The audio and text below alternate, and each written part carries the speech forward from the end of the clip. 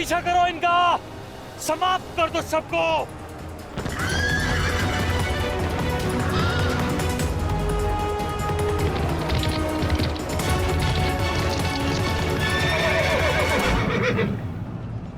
महामहिम, ये पांडुपुत्र करना क्या चाहते हैं? इस प्रकार पीछे लौट जाने के दो ही कारण हो सकते हैं। प्रथम, सेना के किसी प्रमुख की मृत्यु, या फिर पराजय का भय। और यदि युद्ध के आरंभ में ही सेना इस प्रकार पीछे लौट जाए तो उसका अर्थ है यह उनकी रणनीति है।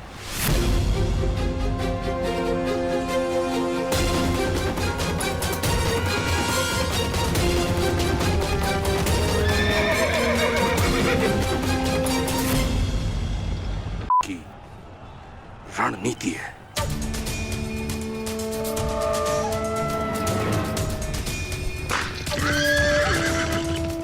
पर हमारे पास उन पांडवों से 5 अश्विनी सेना अधिक है। यदि ये कोई रणनीति भी है, तब भी हम अपनी सेना के बल से इन पांडवों को समर्पण करने के लिए विवश कर सकते हैं। पितामह, आप आगे बढ़िए और युधिष्ठिर को बंदी बनाइए। शीघ्रता मत करो दुर्योधन।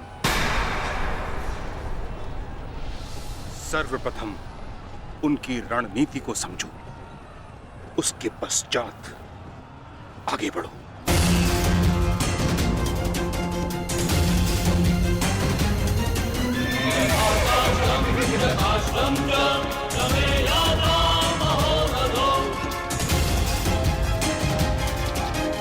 जितना सरल ये दिख रहा है, ये उतना सरल होना नहीं चाहिए। कुछ तो गड़बड़ है।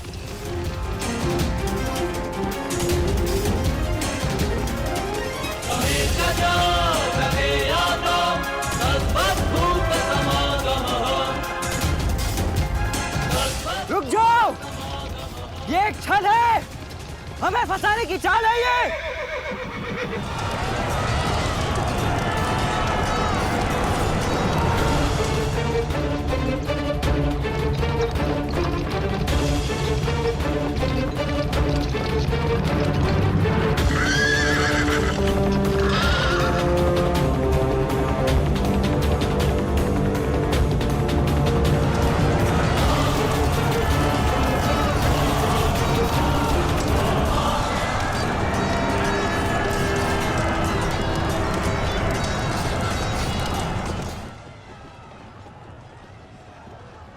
दुशासन और अश्वत्थामा अपनी सेना को लेकर कौरव सेना से अलग हो गए हैं महाराज। यह अवश्य ही पांडव सेना की कोई सोची समझी रणनीति है।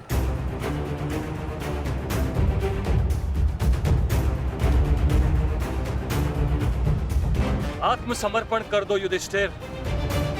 हो सकता है ज्येष्ठ तुम्हें जीवन दान दे दे। तुम केवल दास बनने के योग्य और सदैव दास बनकर रहोगे, और पांचाली सदैव हमारी दासी बनकर रहेगी।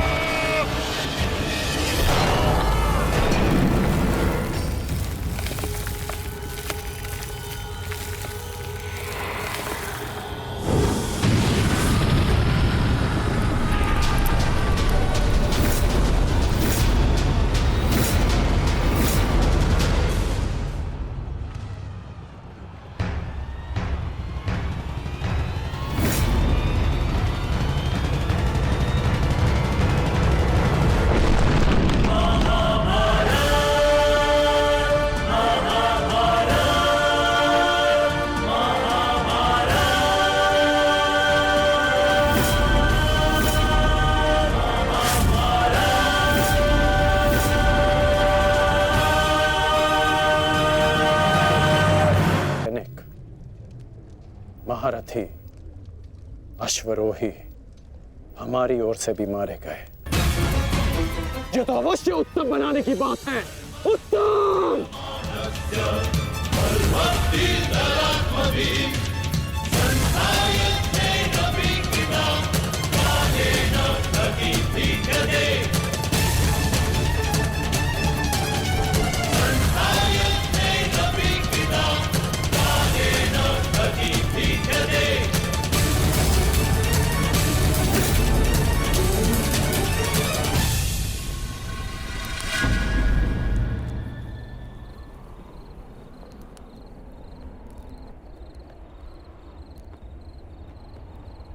क्या ये युद्ध समाप्त हो गया है? मैंने पूछा, क्या ये युद्ध समाप्त हो गया है? उत्तर दीजिए।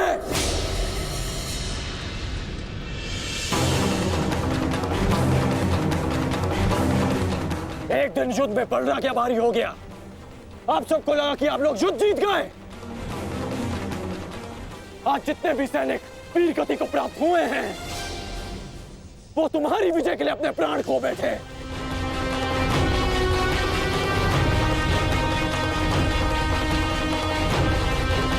आप लोगों ने कभी सोचा है कि इस युद्ध में कितने जीवन दांव पर लगे हैं?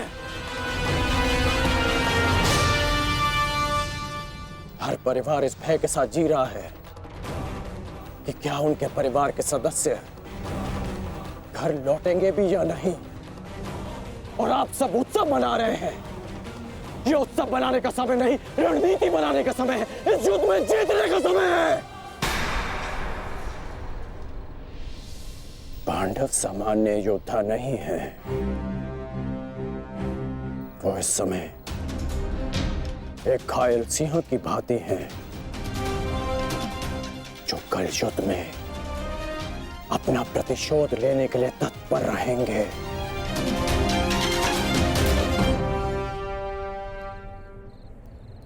तो इसी क्षण इस उत्सव को बंद कीजिए।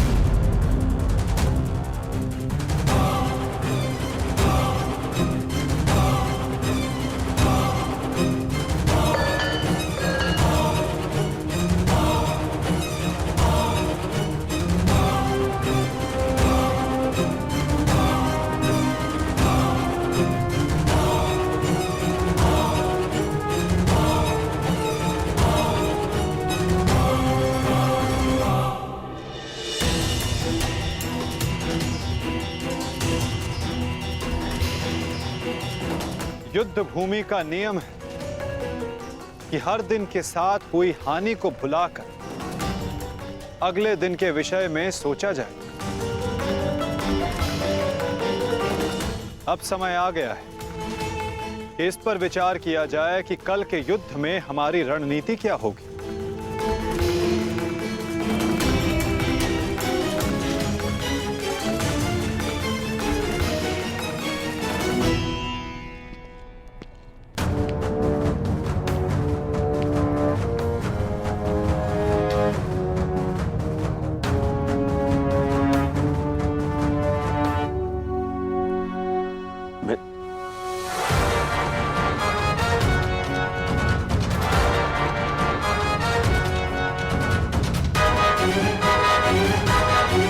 परंतु कल के लिए हमारी योजना क्या होगी?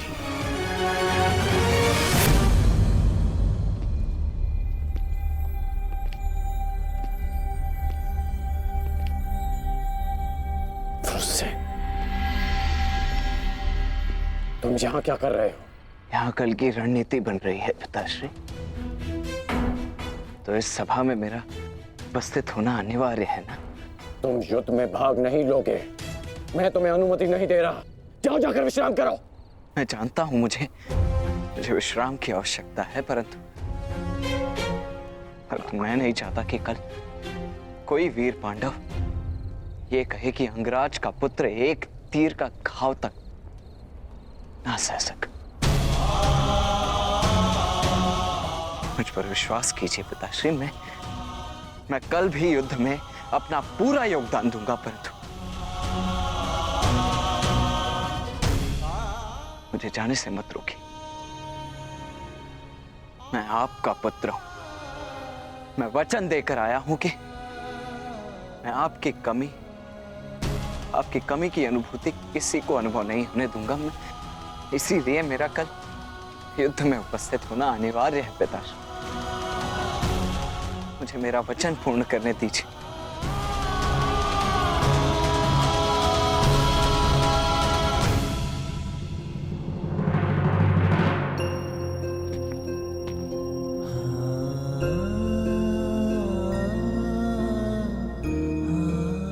कल्याण हो तुम्हारा पुत्र।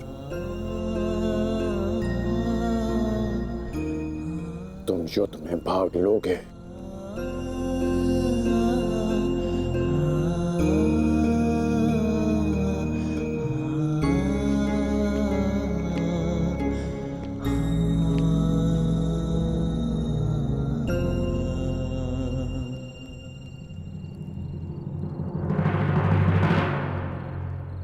शत्रु सेना को हानि पहुंचाने के साथ साथ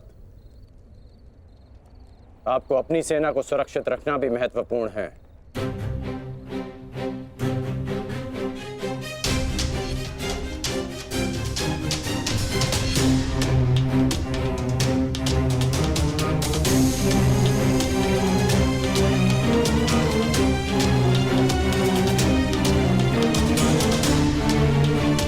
यदि युद्ध में शीघ्र विजय पानी है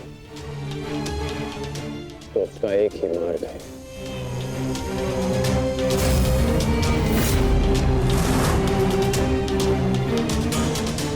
उसे बंदी बनाओ। जिसे बंदी बनाने से ये युद्ध समाप्त हो जाए। युधिष्ठिर! कल युद्ध में कौरव तुम्हें बंदी बनाने का प्रयत्न अवश्य करेंगे युधिष्ठिर। यदि हमने युधिष्ठिर को बंदी बना लिया तो बाकी के सारे पांडव हमारे सामने हाथ जोड़े खड़े रहेंगे।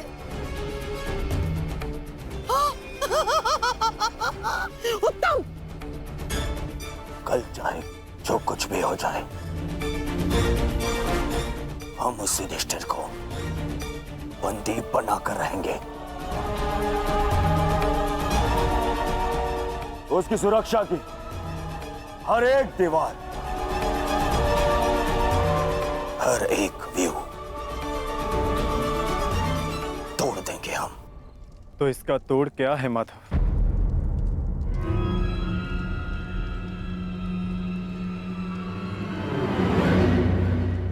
इसका एक ही तोड़ है पार्थ। कल युद्ध में धर्मराज युधिष्ठिर व्यू में सबसे आगे रहेंगे।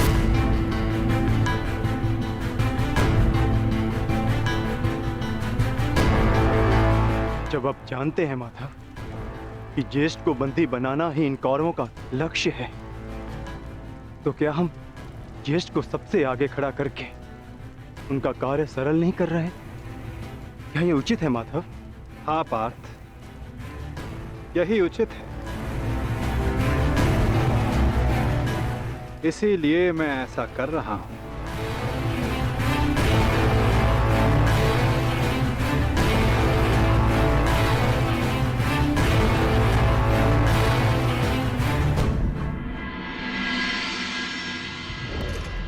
युद्ध का दूसरा दिन।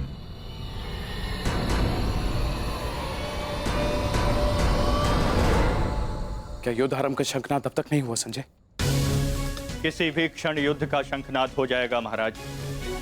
दोनों सेनाएं सज्ज हैं। पांडवों की सेना ने आज कौंच व्यूह का निर्माण किया है और महामहिम भीष्म ने महाव्यूह का। उचित निर्णय लिया है ताचरी ने। अब पांडव युधिष्ठिर की रक्षा के लिए उसे क्रौंच व्यूह की अंतिम रेखा में रखेंगे।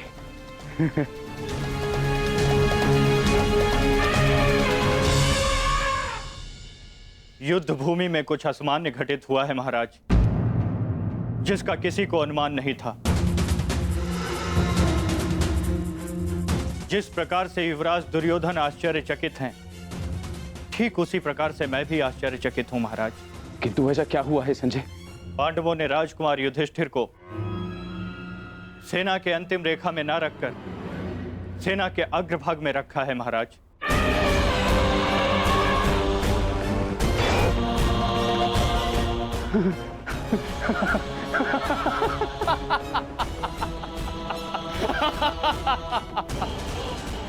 लगता है दूसरे ही दिन युद्ध हार जाना चाहते हैं पांडव, तभी तो ऐसी मूर्खता कर रहे हैं। अब मेरे पुत्र दुर्योधन के पंजों से युधिष्ठिर को कोई भी नहीं बचा सकता, कोई भी नहीं। मरेंगे, मरेंगे ये सब।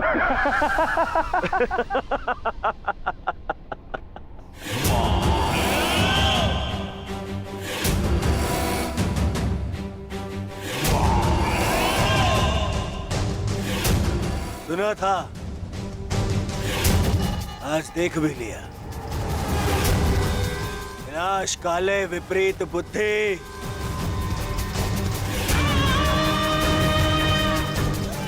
युधिष्ठिर को सबसे आगे खड़ा करके आश्चर्यचकित कर दिया इन पांडवों ने।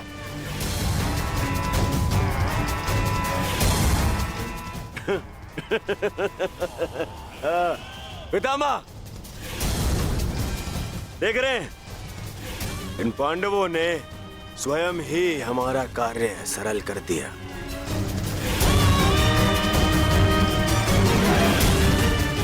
युधिष्ठिर को आगे खड़ा करके।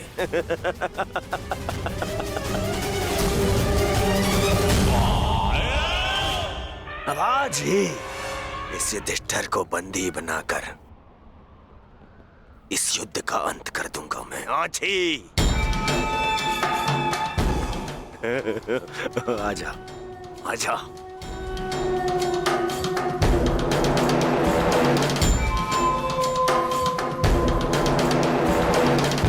कल अंगराज ने उत्सव मनाने से रोक दिया था, आज अवश्य मनाएंगे।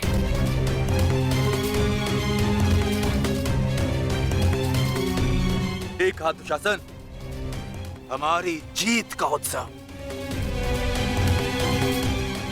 मत भूलिए पिताश्री ने क्या कहा था।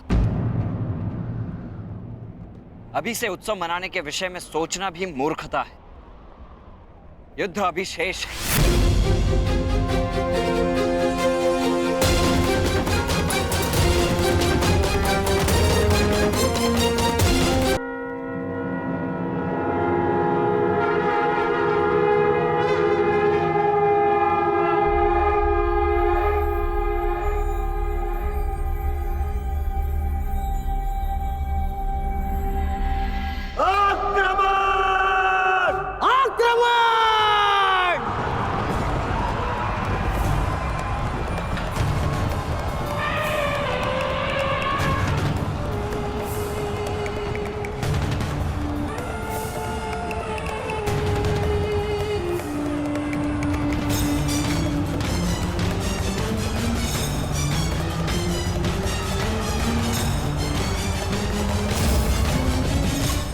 पांडव आक्रमण क्यों नहीं कर रहे? योजना क्या है इनकी?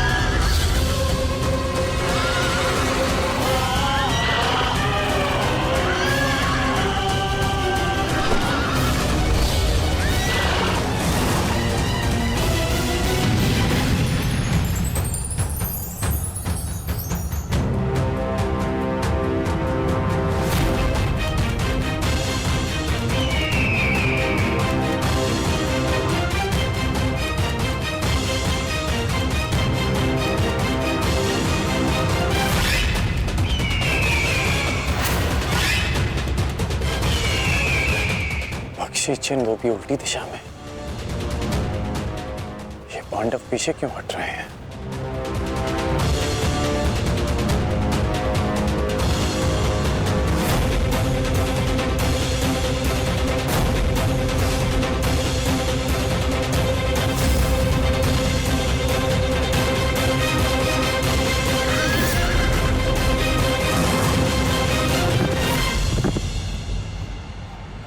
अरे वो तो पीछे हट रहे हैं।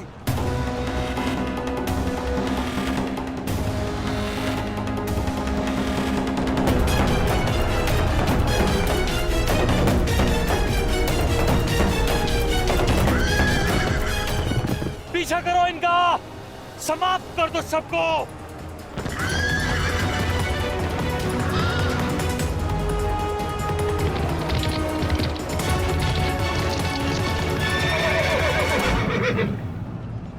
महामहिम, ये पांडुपुत्र करना क्या चाहते हैं? इस प्रकार पीछे लौट जाने के दो ही कारण हो सकते हैं। प्रथम, सेना के किसी प्रमुख की मृत्यु, या फिर पराजय का भय। और यदि युद्ध के आरंभ में ही सेना इस प्रकार पीछे लौट जाए तो उसका अर्थ है यह उनकी रणनीति है।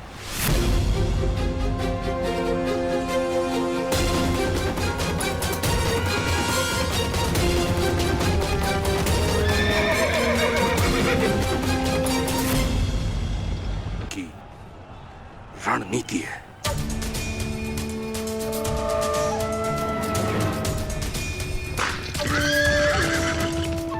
पर हमारे पास उन पांडवों से 5 अश्विनी सेना अधिक है।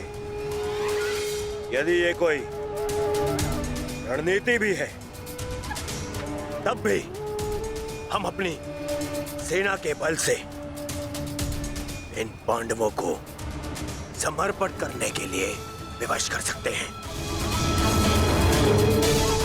पितामह, आप आगे बढ़िए और युधिष्ठिर को बंदी बनाइए। शीघ्रता मत करो दुर्योधन। सर्वप्रथम उनकी रणनीति को समझो, उसके पश्चात आगे बढ़ो।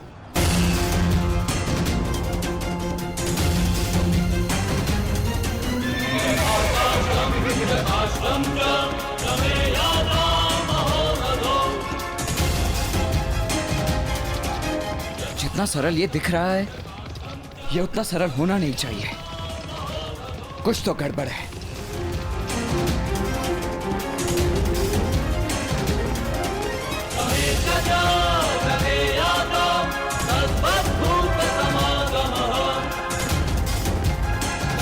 रुक जाओ, ये एक छल है। हमें फंसाने की चाल है ये।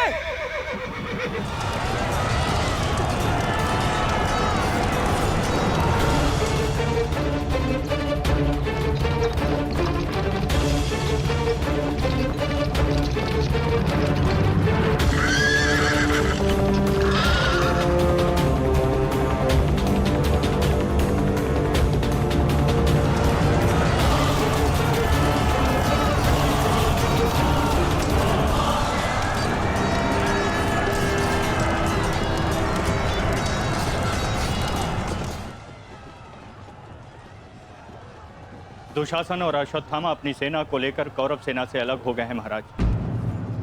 यह अवश्य ही पांडव सेना की कोई सोची समझी रणनीति है।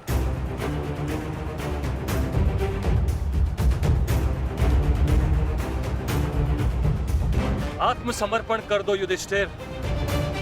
हो सकता है ज्येष्ठ तुम्हें जीवन दान दे दे।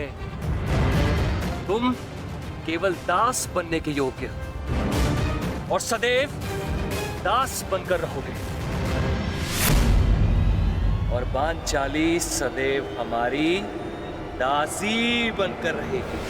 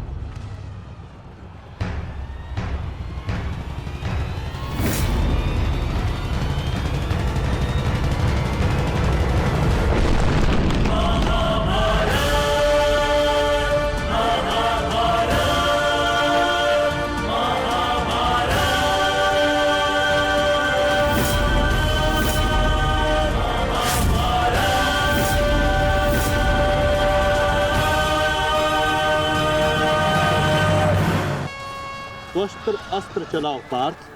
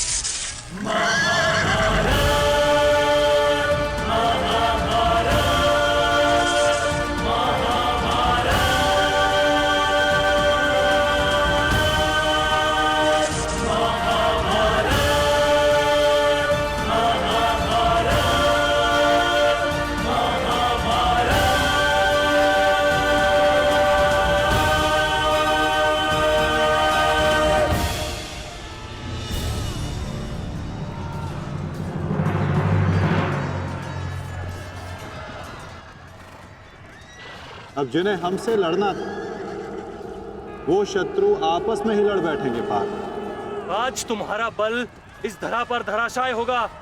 भीम, अर्जुन!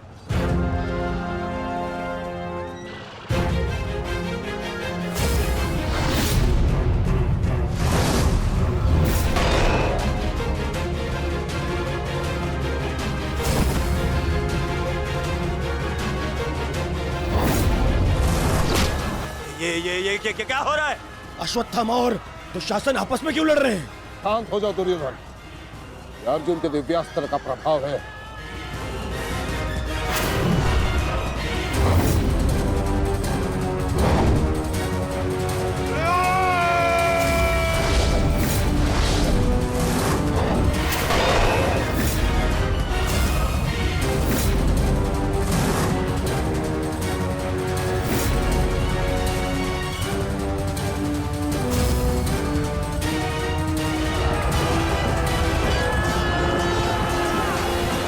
राजकुमार अर्जुन ने तोस्तर अस्त्र का प्रयोग किया है महाराज। ये प्राचीन और बहुत ही दुर्लभ अस्त्र है। ये सैनिकों को भ्रमित करता है महाराज, और अपने ही सैनिकों में मृत्यु का भय और अपना सबसे बड़ा शत्रु दिखाई देता है महाराज, और वो आपस में ही लड़कर मर जाते हैं महाराज।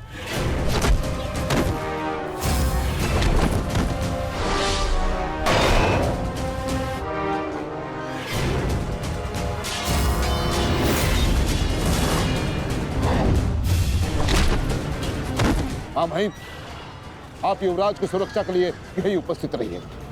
मैं शीघ्र आता हूं।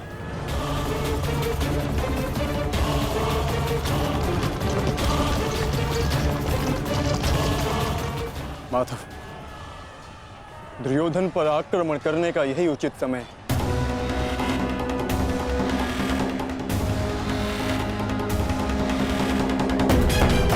अंतिम प्रहार का समय आ गया है। सारथी,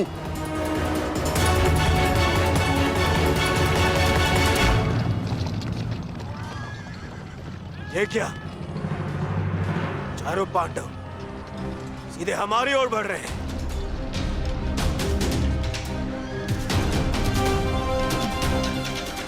वो भी बिना किसी सुरक्षा पंक्ति के।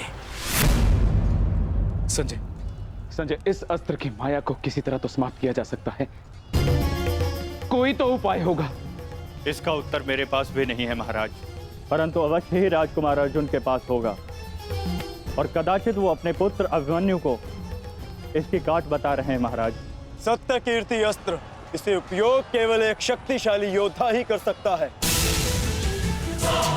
हमारे विपक्षियों में आचार्य द्रोण, पितामह और अंगराज कर्ण इसका उपयोग करना जानते हैं।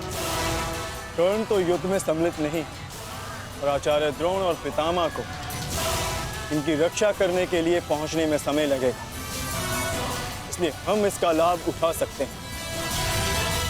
परंतु तुम भूल रहे हो, युद्ध भूमि में एक और कुशल योद्धा है जो सत्य कीर्ति अस्त्र का प्रयोग करना जानता है।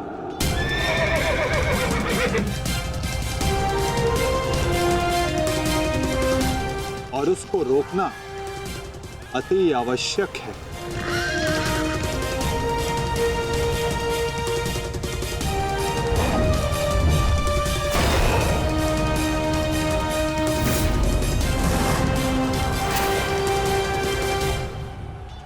जितने भी अस्त्र हैं ये शत्रु को भ्रमित कर देते हैं। परंतु इस भ्रम को तोड़ने का कोई तो उपाय होगा ना पिताश्री? एक ही अस्त्र है, सत्य कीर्ति अस्त्र।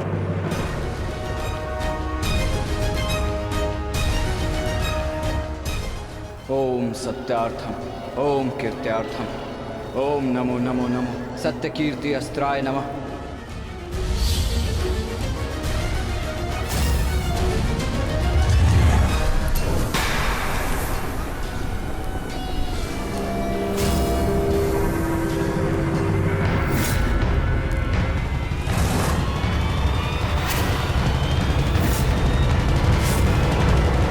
स्वागत है अभिमन्यु। वासुदेव ने सदा तुम्हारी प्रशंसा की और कल तो तुमने महामहिम भीष्म पितामह का मार्ग भी रोक दिया था। तुम में तुम्हारी इस असाधारण वीरता का मैं सम्मान करता हूं और प्रशंसा भी। परंतु इस समय मुझे मेरी सेना की रक्षा करनी है और ऐसा करने से मुझे कोई नहीं रोक सकता। प्रशंसा तो तुम्हारी भी बहुत हो रही है वृषसेन। जिस वीरता से तुमने मेरे पिताश्री का सामना किया वो सराहनीय था। परंतु इस समय मेरा भी केवल एक ही लक्ष्य, तुम्हें रोकना। तो विलंब कैसा? मैं प्रस्तुत हूं।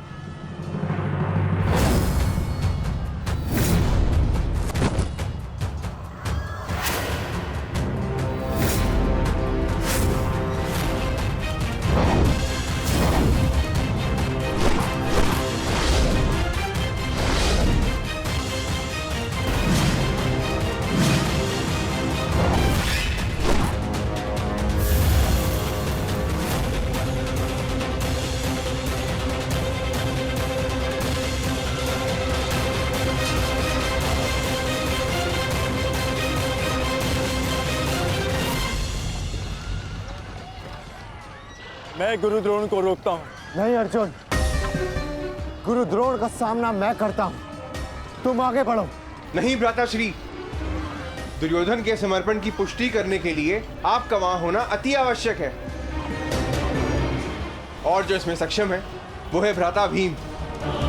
पितामह को केवल भ्राता अर्जुन ही रोक सकते हैं। आप सब लोग आगे बढ़िए, हम गुरु द्रोण को रोकते हैं। सारथी, शीघ्रता करो।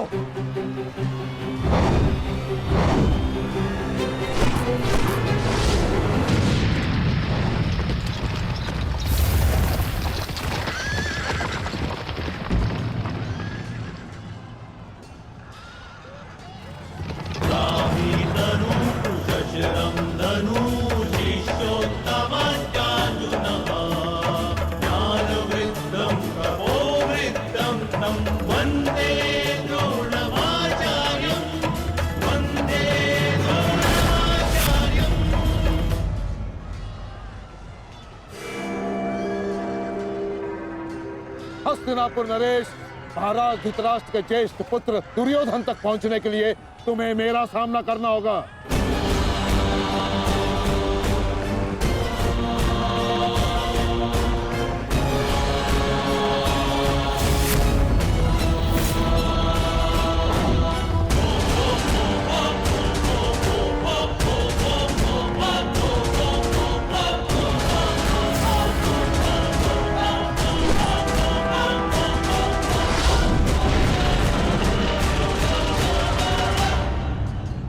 अद्भुत अर्जुन, मुझे गर्व है तुम पर। माना कि भ्राता अर्जुन आपके प्रिय है, परंतु हम भी आपके शिष्य हैं गुरुदेव। अपने साथ बंद करने का अवसर हमें भी प्रदान करें। अवश्य पुत्र, परंतु स्मरण रहे एक क्षण तुम्हारे समक्ष तुम्हारे गुरु द्रोण खड़े हैं। बंद इतना सरल नहीं होगा, स्मरण रहे। हमारे गुरु ने हमें कठिन कार्यों को साधने की पूर्ण शिक्षा दी है गुरुदेव। तो सावधान नकुल।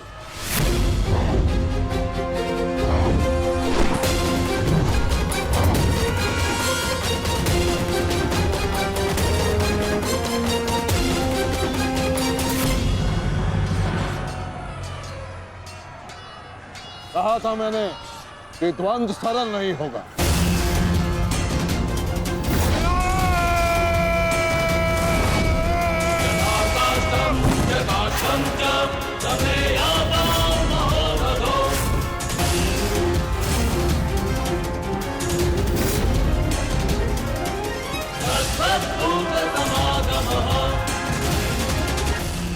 पहले मैं आपसे द्वंद करूंगा गुरुदेव।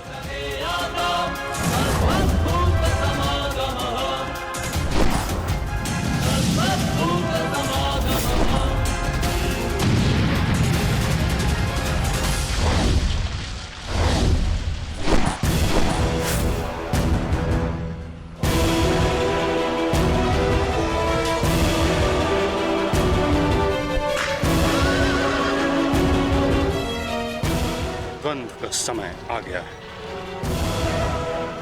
हमें पूरी शक्ति के साथ उनके साथ द्वंद्व करना होगा।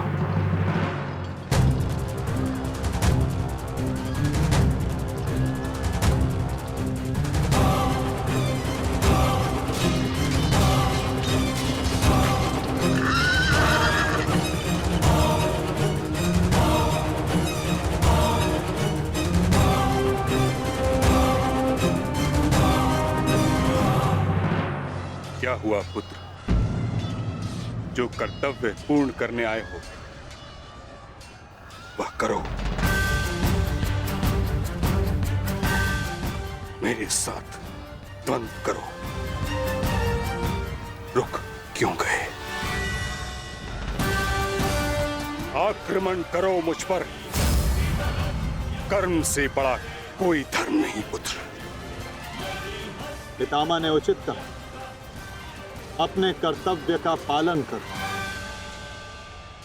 स्मरण है ना पार्थ, ना कोई बंधु है ना कोई बंधव, ना कोई मरता है ना कोई मारता है, ये सब आत्माएं हैं।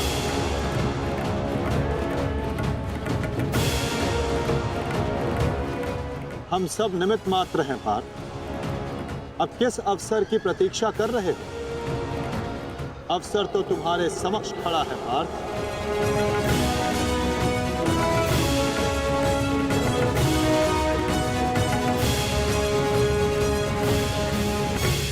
यदि तुम मुझ पर प्रहार नहीं करोगे अर्जुन, तो मैं करूंगा और तुम्हें तुम्हारे कर्तव्य से अवगत कराऊंगा।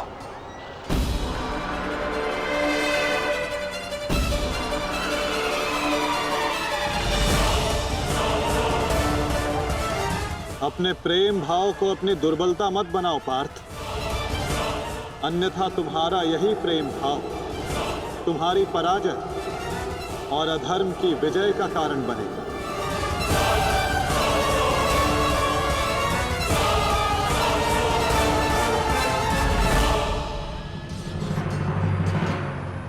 शस्त्र उठाओ पार्थ, प्रहार करो अपने शत्रु पे। प्रहार करो पार्थ।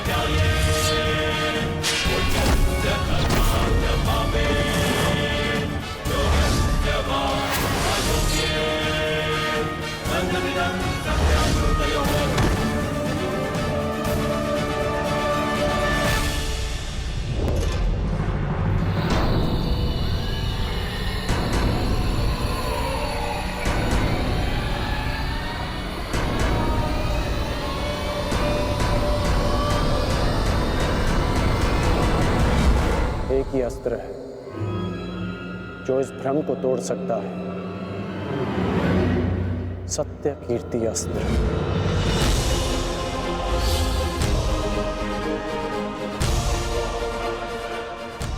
सत्य कीर्ति अस्त्र।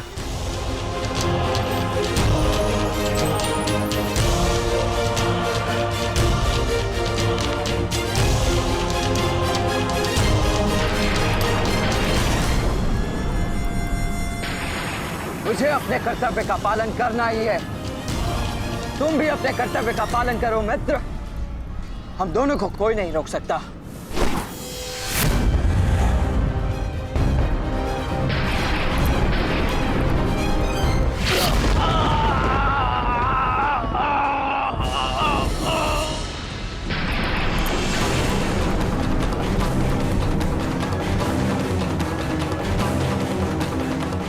रुक जा वृषसेन, मुझे विवश मत करो। मैं केवल वो कर रहा हूं जो मेरे वश में है।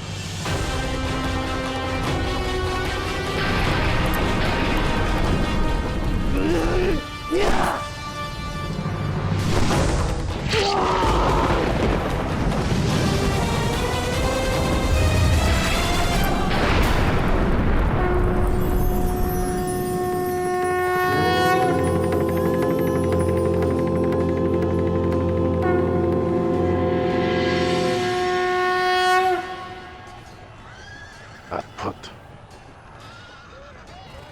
मुझे तुम पर गर्व है पुत्र।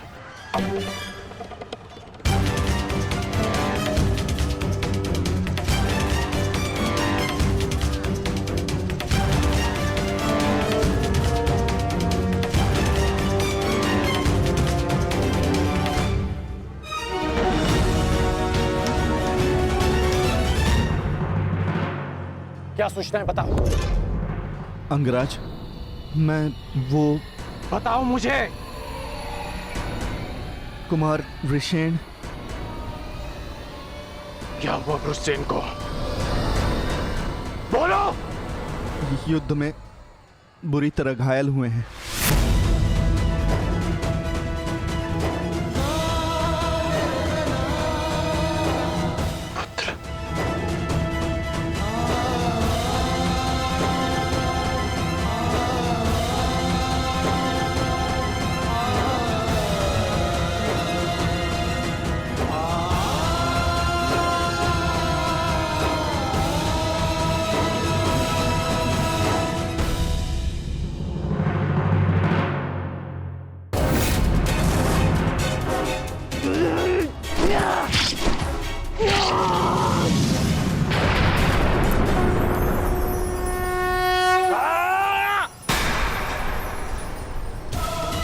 ये हमें क्या हुआ था कुमार?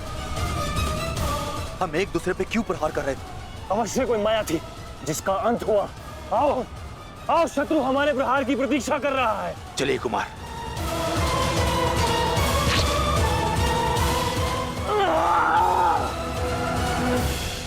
तुम्हारे कौशल और शौर्य को नमन है वृषसेन। अनुमान नहीं था कि कौरव सेना में ऐसे कुशल योद्धा से सामना होगा।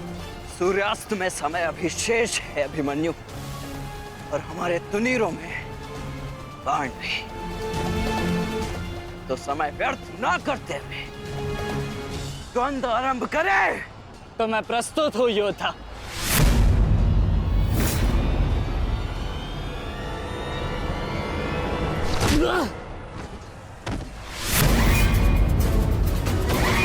तेरे पिता की माया का अंत हुआ बालक, और अब तेरा अंत होगा।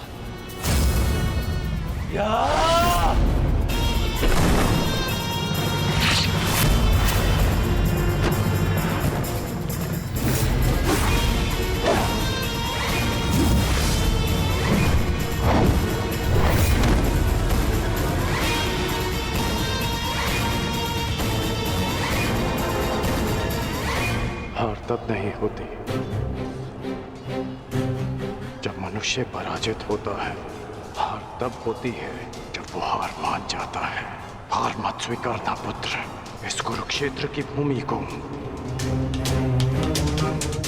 इस महाभारत के युद्ध को तुम्हारी आवश्यकता है। अभी बहुत तो शेष है। उठो, अपने क्रोध को, अपने साहस को, अपने विश्वास को एकत्रित करो। उठो और युद्ध करो। उठो पुत्र, उठो पुत्र, उठो पुत्र।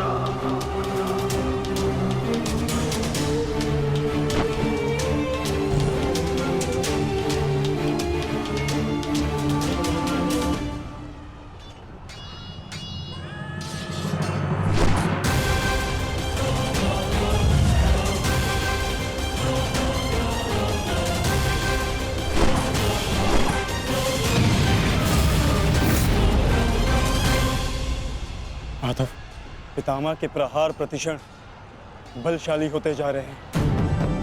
हम उन्हें बहुत समय तक रोक नहीं पाएंगे। रोकना तो पड़ेगा पार्थ। जितना समय तुम इन्हें रोकोगे उतना समय भीम को मिलेगा कि वो दुर्योधन को परास्त कर युधिष्ठिर के समक्ष आत्मसमर्पण करने को विवश कर सके।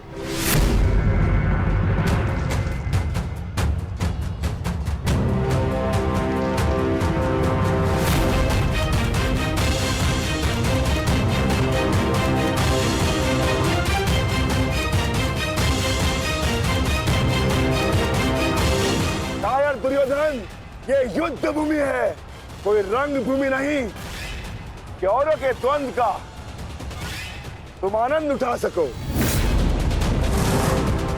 क्यों दुर्योधन, कायरों की भांति क्यों खड़े हो? आओ और आकर मुझसे युद्ध करो।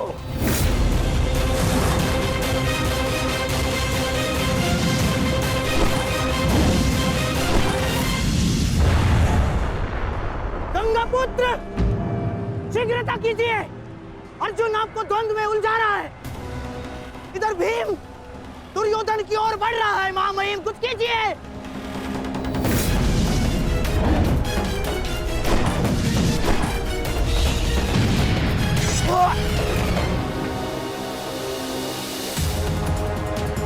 साथी,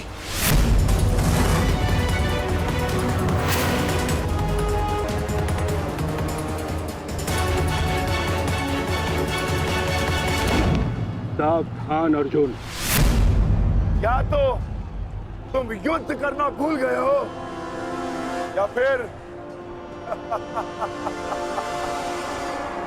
तुम्हें युद्ध करने का साहस नहीं है। दुर्योधन, नहीं नहीं दुर्योधन, भीम तुम्हें उकसा रहा है। द्वंद्व में मत फंसना। उचित कहा मामाश्री। मेमनों के आखेट के लिए से आगे नहीं बढ़ते। बस होके भीम के लिए तो मेरी कलिंग की सेना ही पर्याप्त है। कलंक के वीरों, आक्रमण करो और इसको बंदी बना लो। जाओ।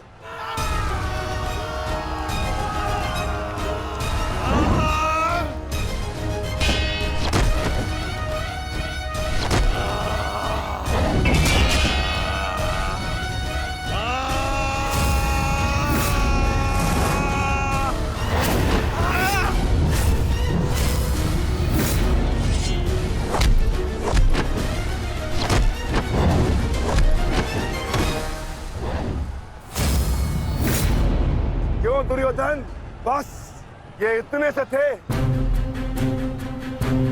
अरे इनसे तो युद्ध करके मेरे हाथ पैर भी नहीं खुले।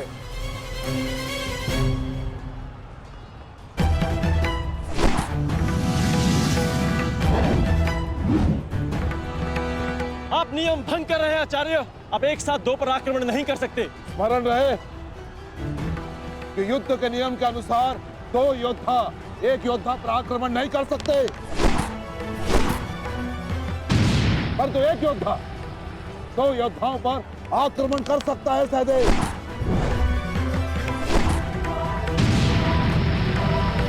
क्या करें नकुल, कुछ करना होगा। हमें गुरु द्रोण को रोककर अधिक से अधिक समय भ्राता भीम को देना होगा।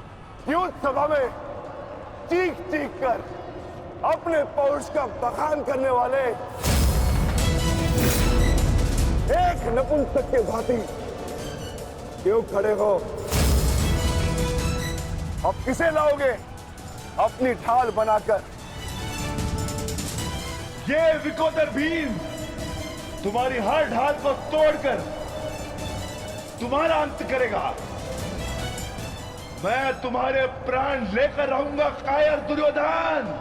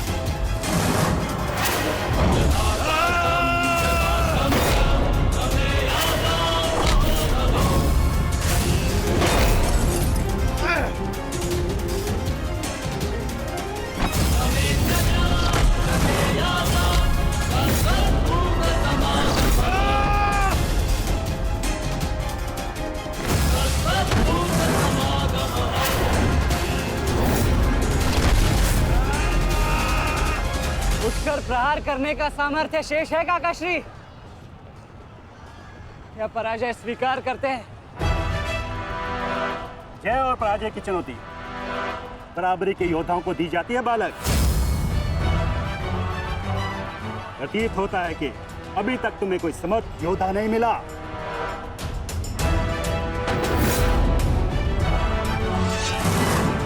मैं शब्दों के बाण नहीं चलाता नानाश्री। अच्छा, तो युद्ध करो या समर्पण करो।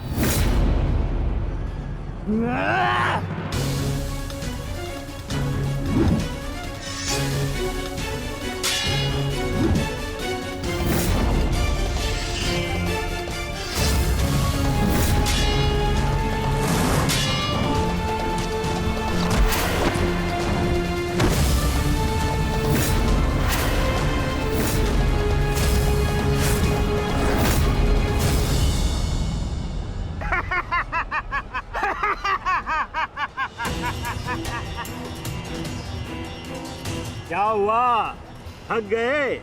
अरे ये उस मूर्ख विराट पुत्र उत्तर की संगति का प्रभाव है। ये उसे भी यही लग रहा था कि मेरे समक्ष वो कुछ कर दिखाएगा, पर मूर्ख मृत्यु को प्राप्त हो गया।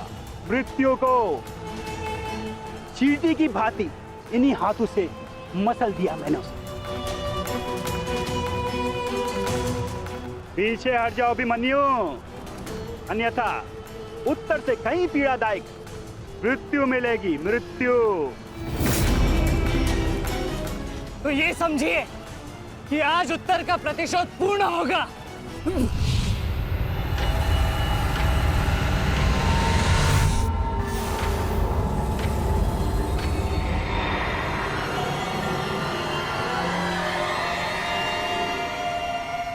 फिर से मूर्खता कर रहे हो अभिमन्यु? मेरी शक्तियों के बारे में ज्ञात नहीं है। शत्रु का क्रोध मुझे और बलशाली बनाता है। बलशाली।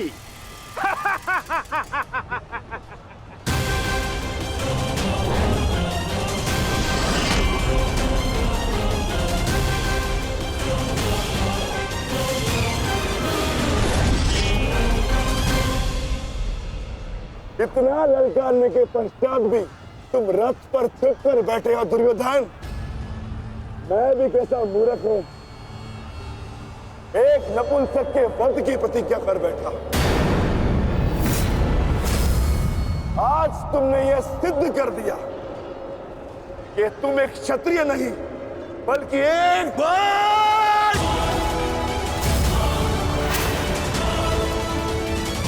बहुत हो गया। सावधान! क्रोध से भरे कुमार भीम अब युवराज दुर्योधन की ओर बढ़ रहे हैं महाराज। मेरा दुर्योधन किसी संकट में तो नहीं ना? कहीं ऐसा तो नहीं कि भीम युद्ध के दूसरे दिन ही पांडव पक्ष को जय श्री दिलवा दे।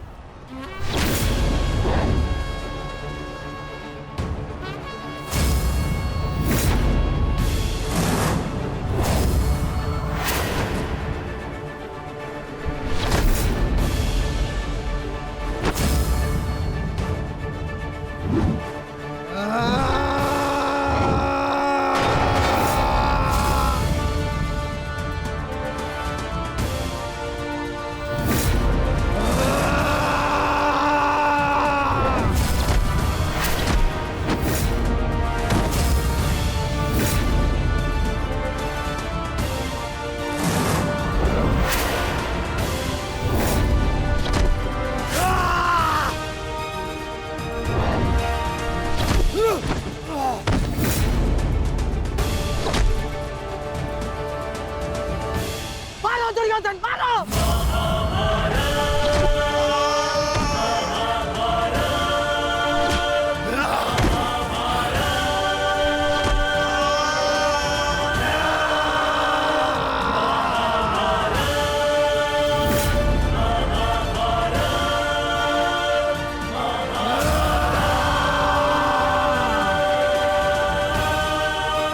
क्या हुआ गदाधारी भीम? अब दिखाओ तुम्हारा पौरुषत्व। या कहो तो हस्तिनापुर की स्त्रियों से आभूषण लाके तुम्हें पहना दूं? क्या हुआ?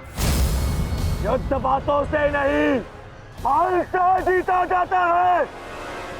यदि इस बैल जैसे शरीर में जरा सा भी साहस बचा है, क्रोध और प्रहार कर मुझ पर।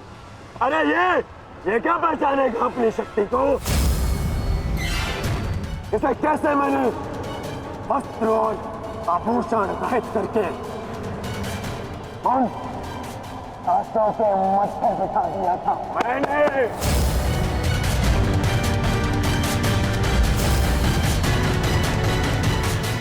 कदाचित ये भी भूल गया है कि कैसे मैंने बलि सभा में उस दासी द्रौपदी को उसका उचित स्थान दिखाया था।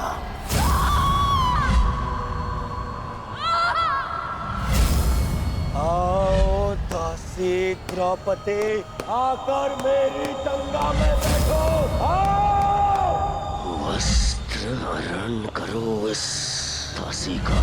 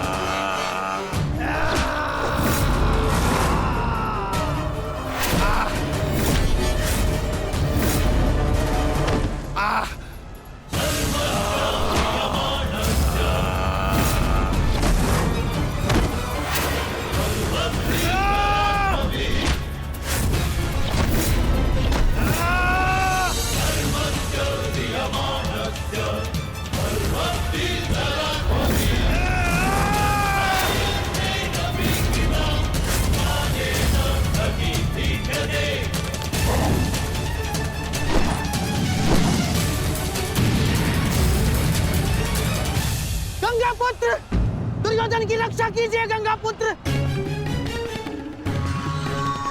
महामहिम, ये क्या कर रहे हैं आप? अपने वचन को पूर्ण कीजिए। आज यदि आपने भीम का वध नहीं किया